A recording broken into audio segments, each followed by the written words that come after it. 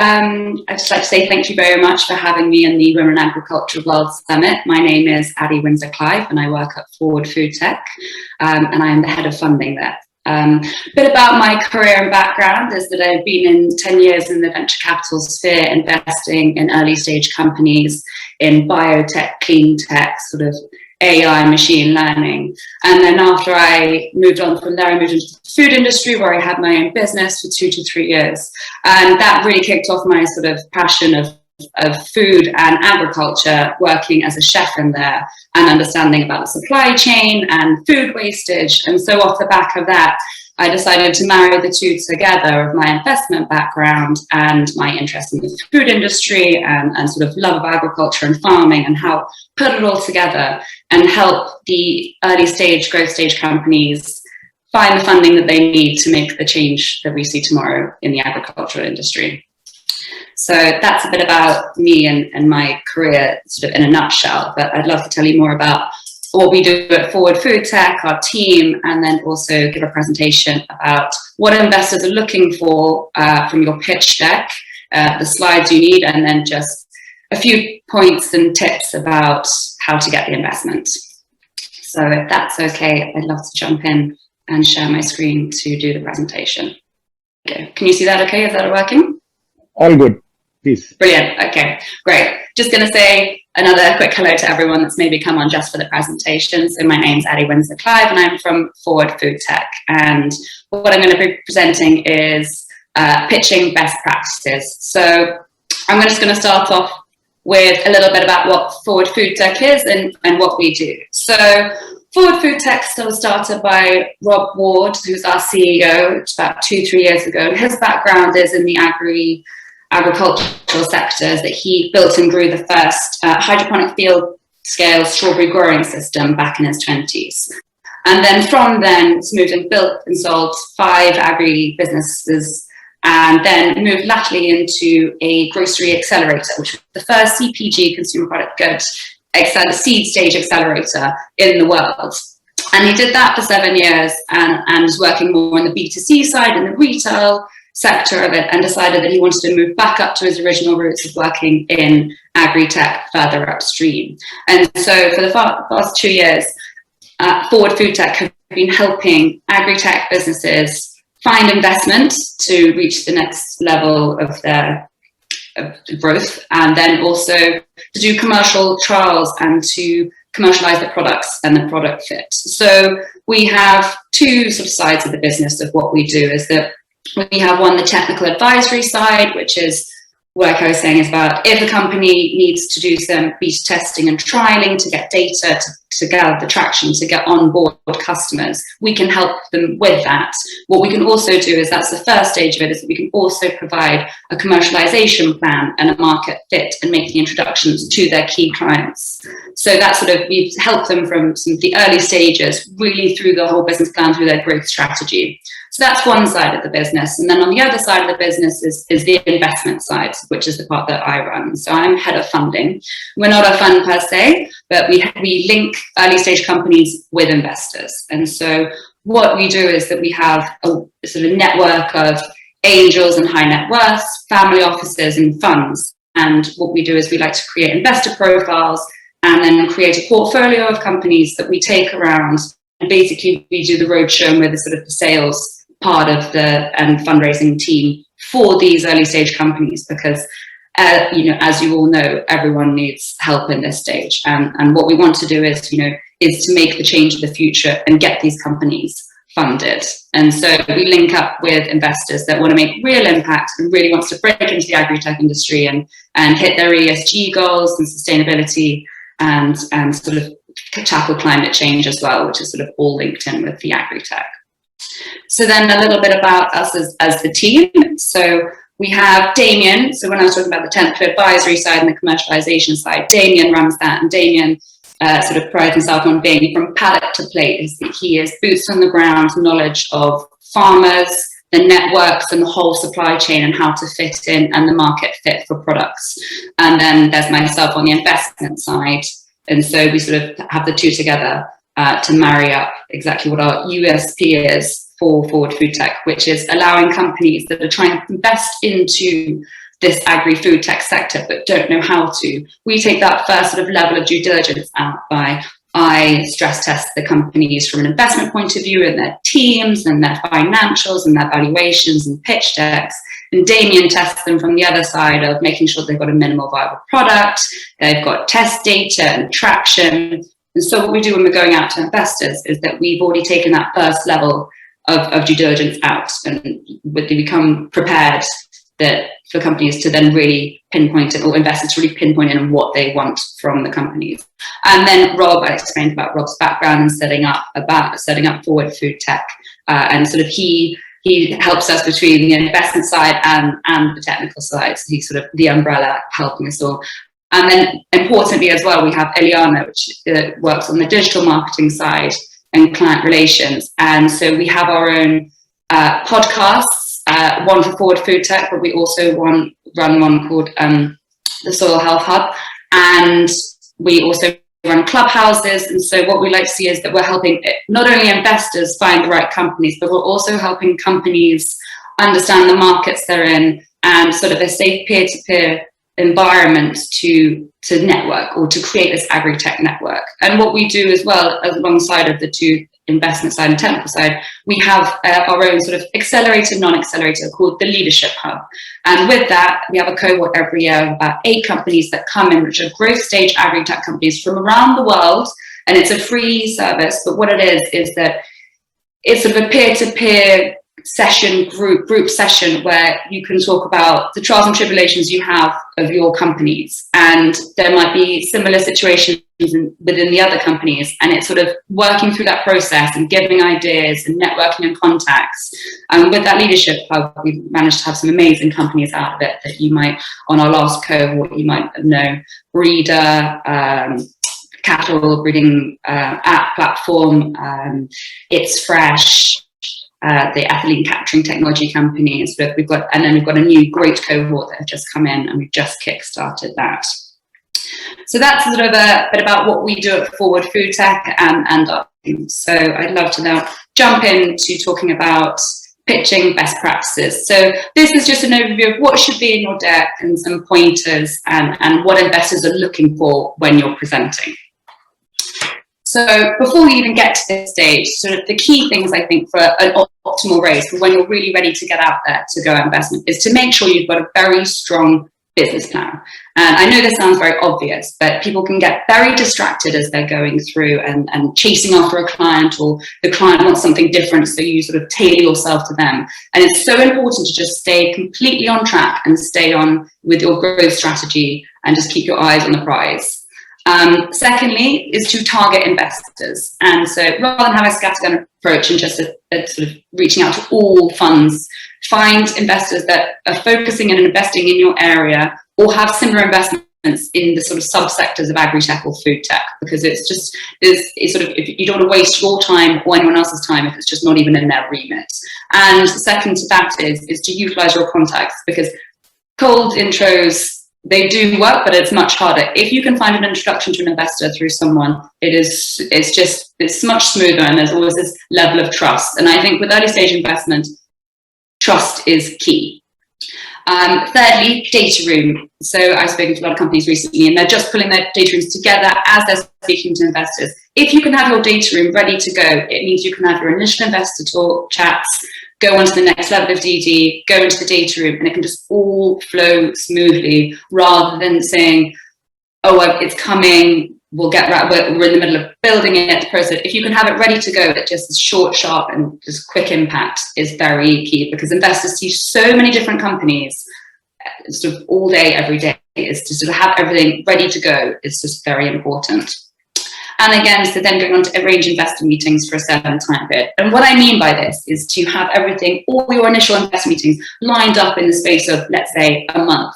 So you really go out there, attack it, get it done. And then once you've done all those, you can recuperate, see who wants to take it to the next level, see who's not interested, understand where you're at, and then go again. So rather than meandering through sort of 6 months of investors here and there, if you have it calculated and have it on a timetable, you can just keep the ball rolling and keep momentum, because fundraising is tiring.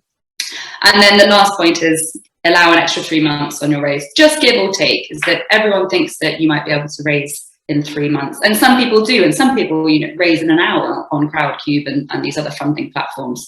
But it just gives you a little bit of wiggle room. It just makes sure that you don't run out of cash and you're feeling the pinch towards the very end if you haven't closed. So it's just giving that extra support blanket for you there and safety net.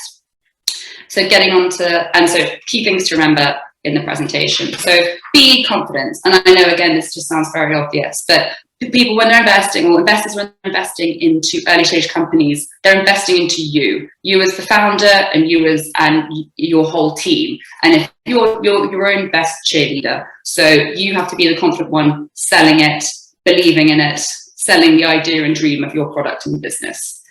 Be concise and straight to the point. This goes back to staying focused slide by slide with the exact information that you need to be giving, no more, no less.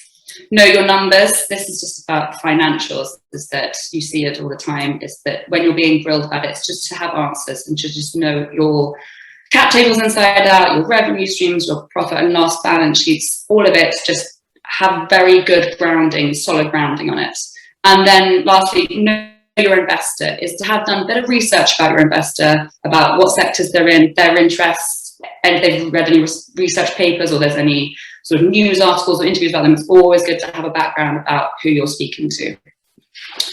So key things to communicate. These are just the bullet points that we'll be going through in the presentation, sort of explaining who you are, your statement, the problem, business model, market opportunity, target customers, revenue potential, competitors, financials, and the ask, what you're asking for.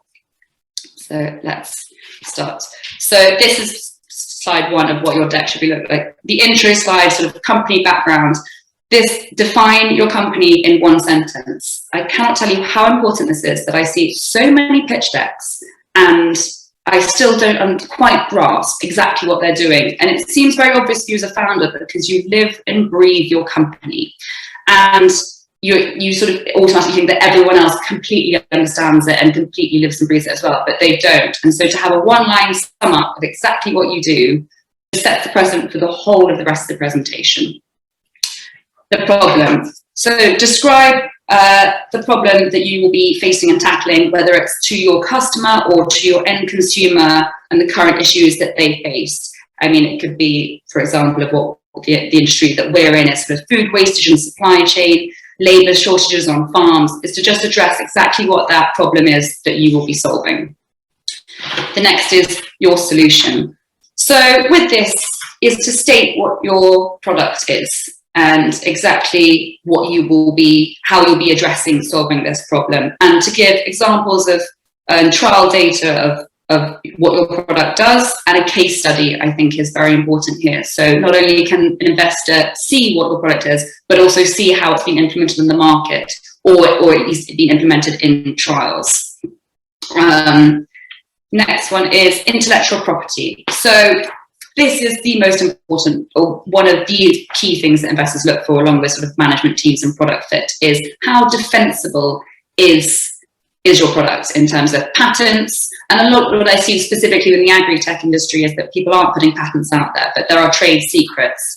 But they will always ask you how this is defensible and why should I invest in you, and no one else will be able to follow in and start up a similar company next month. So through patents or trade secrets, or whether you've got your own algorithm on your sort of SaaS platform that you're working with, or it can also be that the data that you're collecting will put you way ahead or years ahead of competitors. So market size, this is a very important one. So I'm sure you're all aware you have TAM, SAM, and so on. So the total addressable market, the serviceable addressable market, and the service obtainable market. With TAM, you get these huge numbers of the sort of food industry. Of sort of $1.3 billion of food is wasted a year, tons wasted a year. That's all very well and good, but these numbers get bandied around all the time. What we're really interested in is the service obtainable market. What market share you will be able to obtain in certain geographies, whether it's the UK, the US, or what your growth strategy plan is with this obtainable market. So that's exactly what we'd like to see. And what I can avoid with those is if you, I think one of the things I see from time to time is to say, if you have if I capture 1% of the market, then I'll be equated to 2.25 million revenues a year. These are all sort of finger pie in the sky kind of numbers. What we want to see is very attainable numbers and sort of year-on-year growth that's very achievable. Competitive analysis. This is very important. Even if you are a first mover, disruptor in the industry and there is no one else, there is always someone else that is playing around in this sector or in a similar product. And I think investors would like to see that, because there might be other businesses they've invested or know of, and see where you fit within that. And this is easily done with a matrix or a table of what your product does, sort of the tick box of tables. But what I can recommend with the tick box of tables is to do show some weaknesses, because I do see tick box of tables of products, and the company that's pitching to me has got 10 green ticks and everyone else has only got sort of 3 green ticks. Is to show where you can improve your product, and also if someone else is doing it better in the market.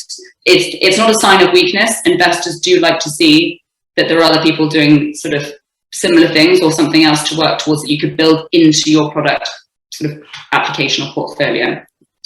The business model, very important, is to state exactly what your business model is, how you're generating the revenue, the pricing of your products, sort of the average account size, and your growth strategy in terms of your custom pipeline is incredibly important, and how quickly you're going to gain that market share, or how many clients you're going to onboard in the next year, 2 years, 3 years. Traction.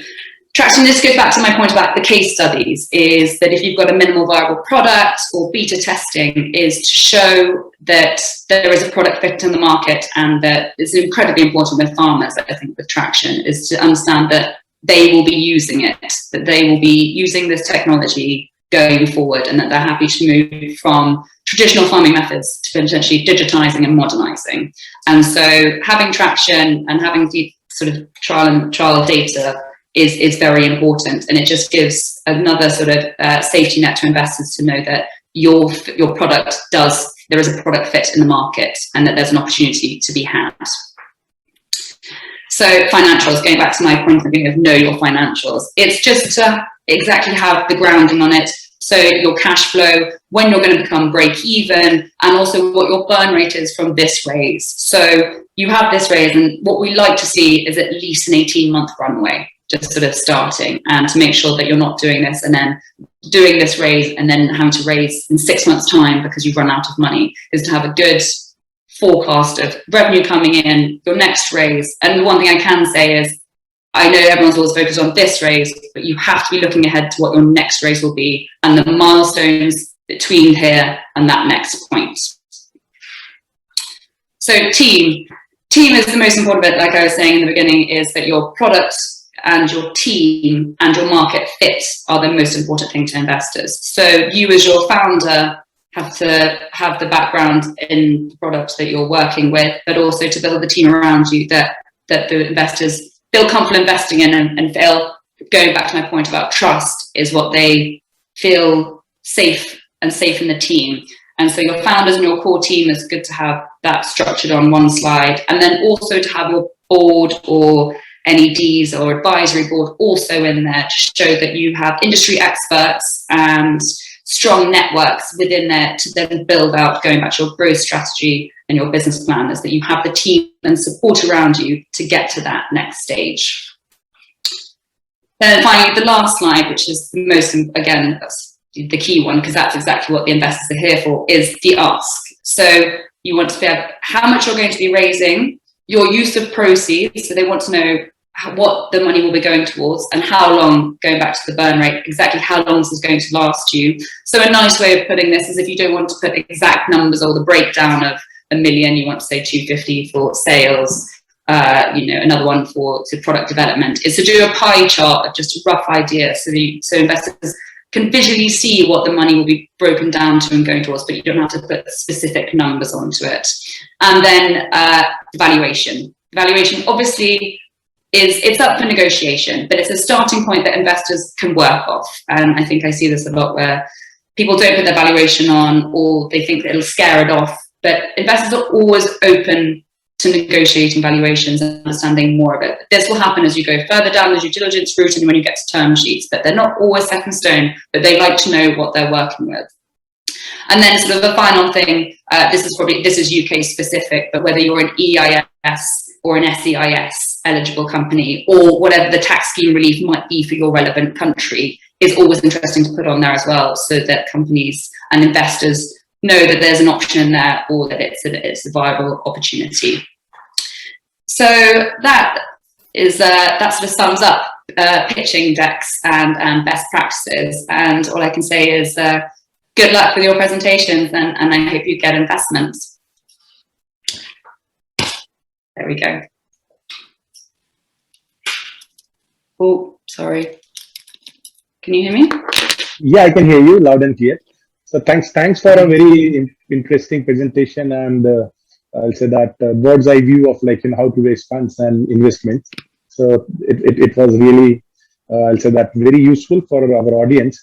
I've got just a couple of questions here, and the first thing is that as you rightly said, valuation is a sticky subject, right? Whether you are on an investor side or you are on a startup side.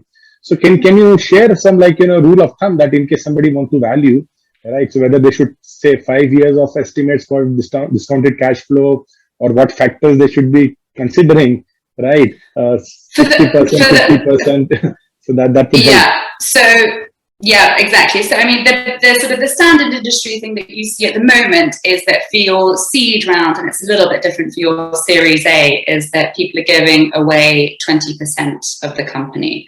And so you then work your valuation off the back of, this is what I see, is that you know what you want to raise because you found all your proceeds. You then want to give 20% of the company away. So then you work your valuation off the back of that. This is what I'm seeing a lot in the market. If you're coming from a pure venture capital or investment point of view, it's not always the way to do it, because you can do valuations from predicted revenues, what competitors are being priced at in the market. So that's what people are doing, but you can do it from predicted revenues, what other competitors are doing. You can also do it off the most common way and that sort of is off your last round. But that's probably more at Series A. When you've done your last round, you've hit a few milestones, so there's a bit of an uptick, but you can state why there's been improvements in the business and the product and in the company to warrant that uptick from your valuation from your last round.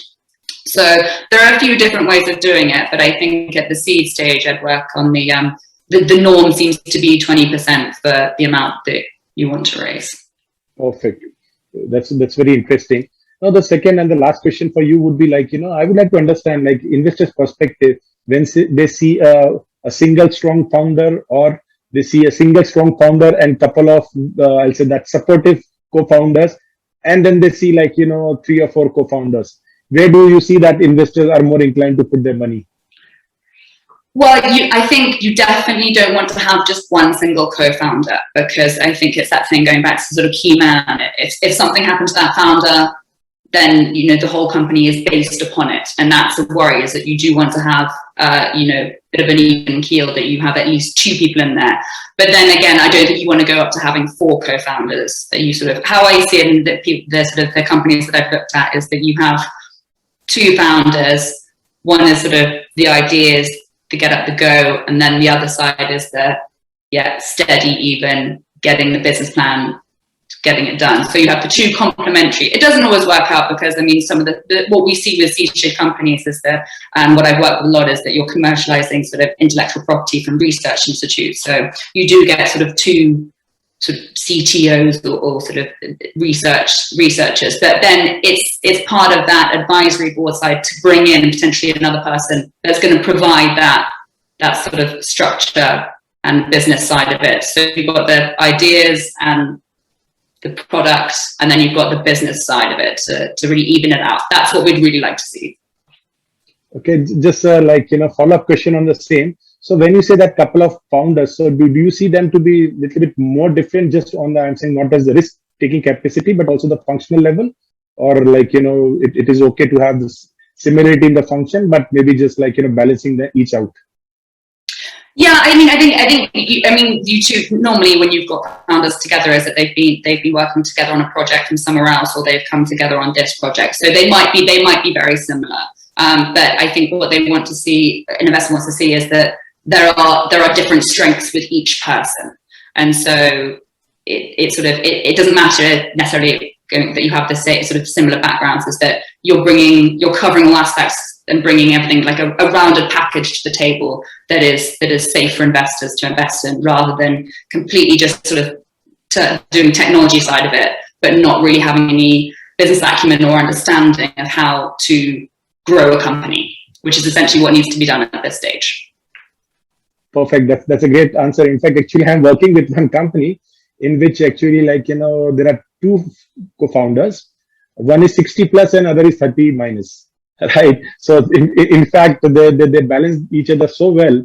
And I see that as one of the winning formula going forward, because we see in agriculture and food industry, you need both aggression as well as balance, cool head. So thanks a lot.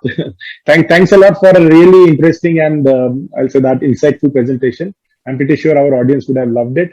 And thanks again for being a part of Women in Agriculture Web Summit, because I believe when women are able to achieve, then the women get motivated. So thanks a lot.